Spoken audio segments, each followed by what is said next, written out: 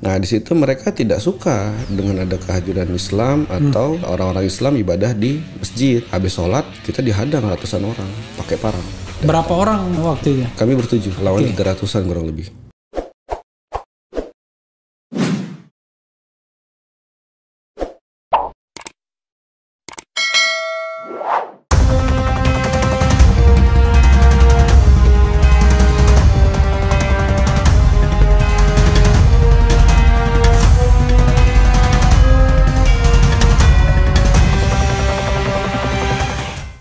Assalamualaikum warahmatullahi wabarakatuh. Waalaikumsalam. Sobat RH sekalian, jumpa lagi kita di channel yang keren ini.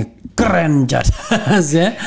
Kali ini saya menghadirkan kembali tamu saya yang sudah hadir beberapa waktu yang lalu, tetapi belum di Refli Harun Podcast. Waktu itu baru dicecar. Podcast juga sih sebenarnya, tapi belum di lokasi ini dan belum di channel khusus Refli Harun Podcast. Karena saya maksudkan itu sebagai arsip. Walaupun pecahan-pecahan videonya tetap ditampilkan di channel utama Refli Harun. Beliau adalah Idewa. Nggak ada I. Oh, nggak ada dah. Langsung Dewa. Dewa Putu Adi. Dewa Putu Adi Sutrisna. Jadi Dewa Putu Adi Sutrisna atau Ustadz Dewa. Assalamualaikum warahmatullahi wabarakatuh. Waalaikumsalam warahmatullahi. Oh, harus gini. Oh, harus gini. Biar berkah. Masya Allah. Jadi Ustadz, terima kasih ya Ustadz Dewa sudah mau datang sini lagi. Senang sekali. Oke. Bang Refli bisa hadir sini. Tapi suara harus gede. Kalau suara oke ya. Aman ya. Insyaallah. Jadi Ustadz saya sengaja undang lagi karena kemarin tuh ada yang mengganjal, yaitu saya tidak tanya mengenai pengalaman berdakwah. Kan tadi kan ada cerita mengenai mu'alaf, soal masuk Islam, suruh berdakwah dengan lagu, ya kan? Nah sekarang padahal pengalaman misalnya mengislamkan, ini sobat era sekalian, ini kan bagian dari dakwah ya. Itu kita tidak sedang bicara semua Tuhan sama, atau tidak bicara mengenai telinga ditutup, ya kan? Kayaknya lagi ngetren sekarang. Ngetren ya.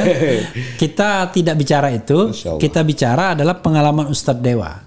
Ustadz, dari pengalaman konon katanya Ustadz pernah mengislamkan ribuan orang. Ya alhamdulillah. Sampai sekarang. Memang kurang lebih. Ya. Ya telepon penting. Iya, tetapi teleponnya oke, silakan Ustaz. Jadi memang kebanyakan sih mungkin karena satu kampung, Bang. Iya. Jadi emang dakwah utama ini ada di wilayah Bali. Iya. Kemudian di wilayah timur Indonesia, dari mulai Sulawesi, NTT, NTB yang memang mayoritas di sana non Muslim. Iya. Jadi begitu kita berdakwah di sana itu banyak orang-orang yang datang. Tidak hanya orang Islam saja. Bahkan saya terkejut waktu di NTT ya, di Kupang itu ada Universitas Muhammadiyah.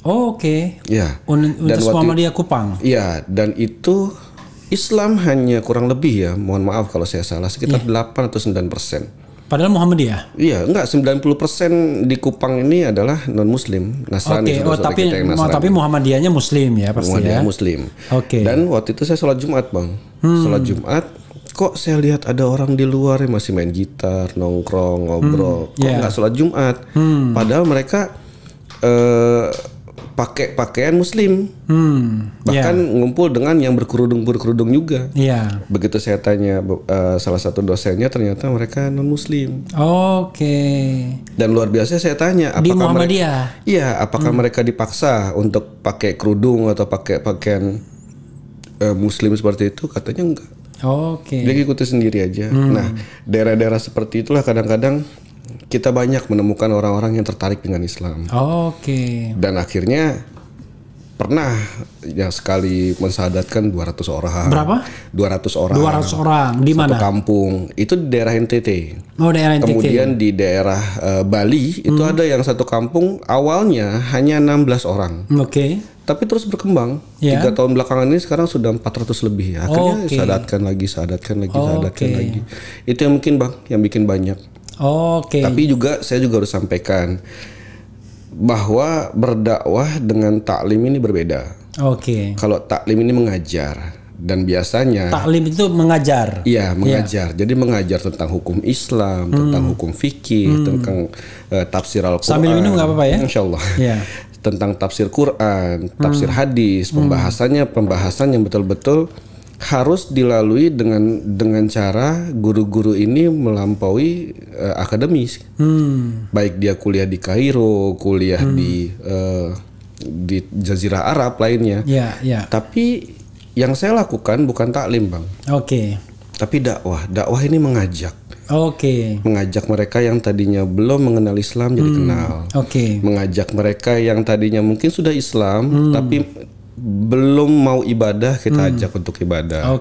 Mereka yang belum mengerti hukum-hukum Islam kita ajarkan pelan-pelan. Kita ajak mereka, paling tidak mereka mau sholat datang ke masjid, itu sudah alhamdulillah. Insya Allah. Jadi kalau misalnya Abang tanya, kok bisa mensadatkan banyak? Sebetulnya metodenya mudah. Metodenya sudah diajarkan oleh Rasulullah SAW bahwa Islam ini memang disebarkan itu dengan adab dan akhlak, Bang. Jadi adab dan akhlak kita yang harus dikedepankan, bukan dengan cara berdebat, bukan dengan cara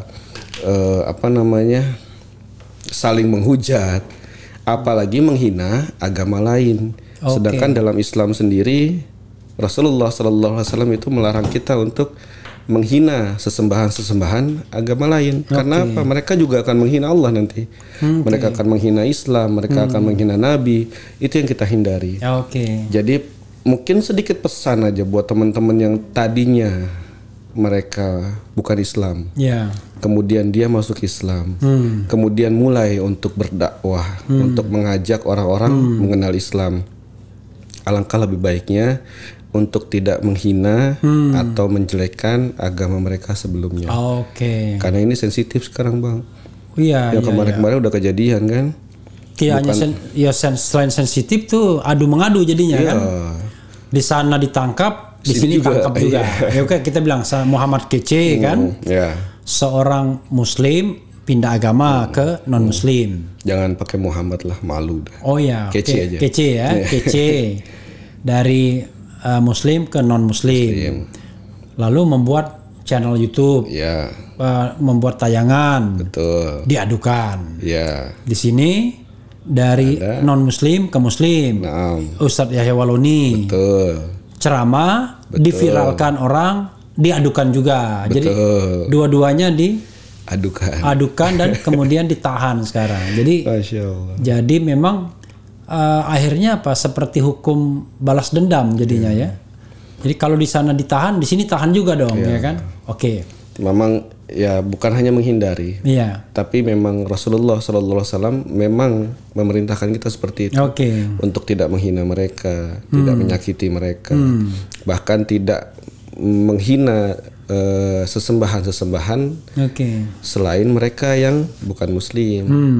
Jadi kalau mereka bisa menghina Islam itu mungkin juga gara-gara orang-orang Islam yang selalu menghina mereka. I see. Insya Allah.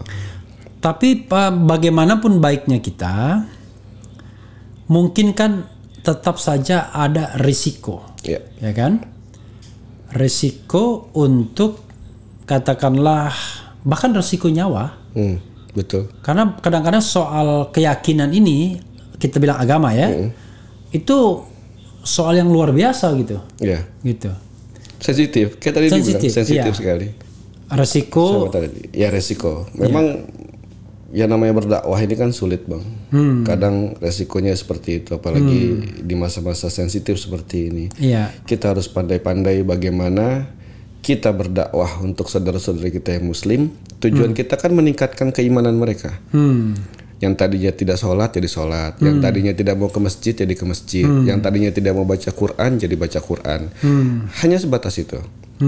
Pun kalau kita mengenalkan mereka yang belum Islam, karena kan informasi tentang Islam yang mereka peroleh itu kan dari media-media yang kadang-kadang menyudutkan Islam. Yeah. Dari situlah kita jelaskan, karena umum pertanyaan mereka, Bang. Kenapa Nabi kamu menikahi anak kecil? Oke. Kenapa Nabi kamu istrinya banyak? Kenapa agama kamu perang kayak gitu? Jadi kita hanya jawab saja. Oke, jadi jawab dengan sabar, adab, akhlak gitu ya. Jadi apa yang mereka tahu dari informasi yang mereka dapat ternyata salah. Oke. Jadi kita sampaikan saja. Cuman itu aja. Oke. Itu kan ketika kita menyampaikan kesabaran. Nah. Tapi kalau misalnya konteksnya itu adalah ancaman jiwa, ada nggak? Pernah nggak mengalami itu? Ada. Pas waktu ya kalau mau spesifik silahkan, tapi nggak mau spesifik juga nggak apa-apa. Dulu wilayah ini bagian dari Indonesia. Dulu. Oke, Timur. Tapi pecah. Disebutin, kita udah halus-halus ya. Nggak apa-apa, karena kan ini lain kan. Ya, insya Allah. Ya. Jadi memang di sana Islam minoritas. Ya. Bahkan tidak ada itu yang namanya badan lembaga Islam. Oke. Nggak ada. Nah, sebenarnya saya hanya menyinggung sedikit karena yang lebih tahu, nah ada tamunya nanti karena dialah pelakunya. Pelakunya. Jadi memang saya punya kakak angkat, ya Bang Refit Harun tahulah, dan dia orang terkenal di TV. Master Limbat. Oh, Master Limbat. Jadi kadang-kadang. Master Limbat. Nah, kita tunggu saja nanti beliau hadir di podcastnya Abang. Ya, orang nggak bisa ngomong datang di podcast kan ini luar biasa gitu. Tapi nggak bisa ngomong dia. Tenang, Abang pasti ngerti nanti. Oh itu ya. Dia pikir bahasa kalbu dia. Titi Dwi Jayati, Titi DJ ya, bahasa kalbu. Jadi memang di tempat-tempat yang saya anggap rawan, di tempat-tempat yang memang saya sudah Bismillah, insya Allah saya mau berdakwah ke wilayah itu, dan memang saya tahu tempat itu rawan. Islam dimusuhi di sana, ada. Islam dikerdilkan di sana, iya, disudutkan, bahkan tempat-tempat ibadahnya mereka tutup. Iya. Saya datang sama Mas Limbat. Tahun berapa itu? Oh, itu 2019 ya kurang lebih. 2018, 2019. Oh, berarti hitungannya keluar negeri dong? Iya. Oke. Tapi kan nggak pakai visa gitu. Iya, nggak pakai visa memang. Nah itu dia. Nanti yang lebih cerita nanti beliau aja. Intinya. Kita datang ke tempat-tempat seperti itu banyak, Bang. Loh, yang tadi Abang bilang. Master Limbat juga dakwah. Wah, ini nggak ada yang tahu. Kayak dukun begitu, ternyata dakwah juga dia. Ini karakter. Nanti panjang lebarnya beliau akan hadir di sini, insyaallah. Jadi memang saya cari dekengan. Bukannya takut mati, bukan. Cuman ya belum siap. Sama aja ya. Iya. Jadi intinya karena ada tempat-tempat seperti itu, kami tahu ada tempat-tempat seperti itu, saya ajak beliau, dan beliau saya harus cari waktu kosongnya karena kan sibuk syuting segala macam. Jadi saya ajak, alhamdulillah pengaruh, sangat berpengaruh. Karena orang-orang itu kenal.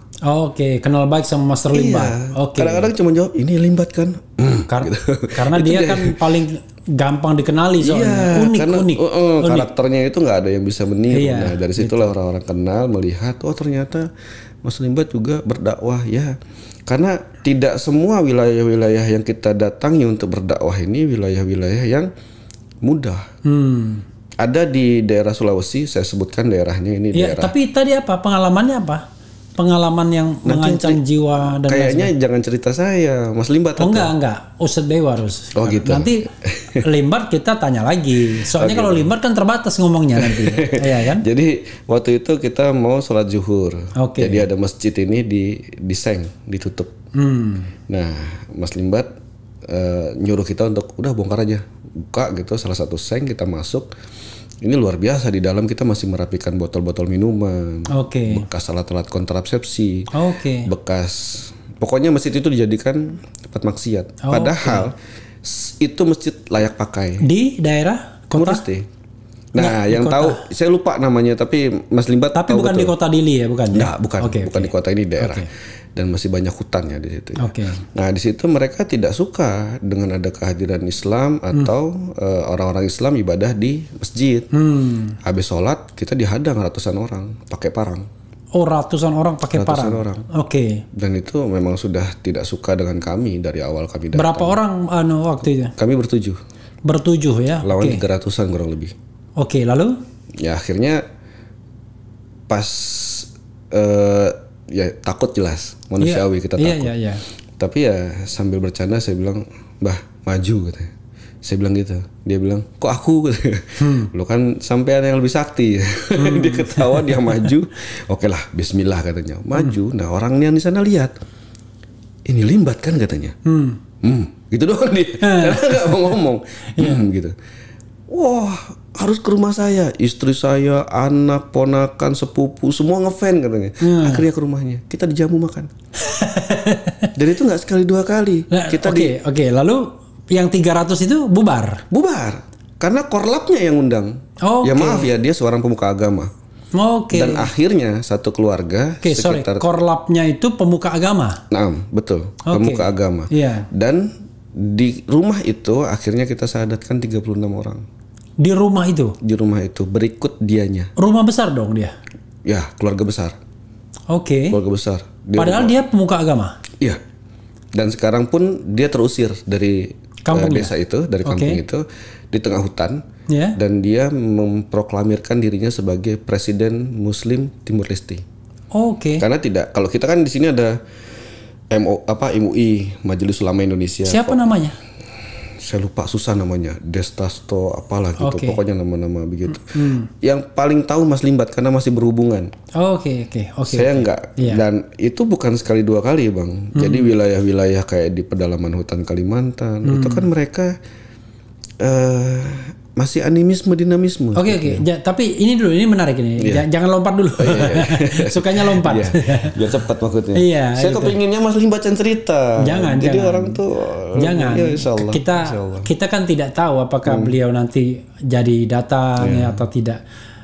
Jadi setelah waktu masuk ke rumahnya, kita makan. Ini kan bagian yang menarik. Kalau bagian yang menarik ini harus kita lebih detail. Iya, makan. Kita dikasih makan. Makannya halal semua. Nggak tahu. Waktu itu kue-kuean aja. Kue-kuean aja. Jadi bukan makanan besar. Karena kan mereka nggak siap dengan kita. Dia hanya beli jajanan-jajanan kayak kue manis atau apa gitu. Ya udah, itu kita makan. Dikasih minum juga. Ya, minum teh, kopi segala macam standar. Berapa lama itu? Kurang lebih 3 jam. 3 jam. Kurang lebih. Selama 3 jam tuh ngapain? Ngobrol aja. Ngobrol. Dan yang banyak ngobrol Mas Limbat. Karena mereka tertariknya dengan Limbatnya. Mereka nggak kenal saya. Mereka nggak tahu saya. Padahal yang jalan berdakwah saya. Saya itu Mas Limbat cuma asisten saya sebetulnya. Tapi karena dia lebih dikenal, ya udah akhirnya ngobrol Mas Limbat. Mulailah atraksi dia. Limbatnya. Atraksi, betul-betul atraksi. Yang namanya uang diterbang-terbangkan kayak gitu. Ada memang bisa dia. Itu sulap semuanya. Itu sulap, bukan ilmu apa segala macam, tapi luar biasa Mas Limbat seperti ini. Magic ya, magician. Dalam Islam itu kita punya kuasa Tuhan yang lebih katanya. Jadi apapun kalau kita belajar kita akan cepat bisa. Nggak ada yang bisa seperti saya. Karena saya Islam saya bisa. Nah itulah bikin tertarik. Karena dia ada bahasanya, dia bilang, Limbat cuma sakti di TV, kenyataannya sakti nggak gitu. Ternyata iya. Sebenarnya ini saya bongkar sedikit aja ya. Mas Limbat ini kan nggak apa-apa, banyak juga nggak apa-apa. Nggak apa-apa. Jadi Mas Limbat itu dia ada beberapa sarafnya itu memang tidak bisa merasakan sakit.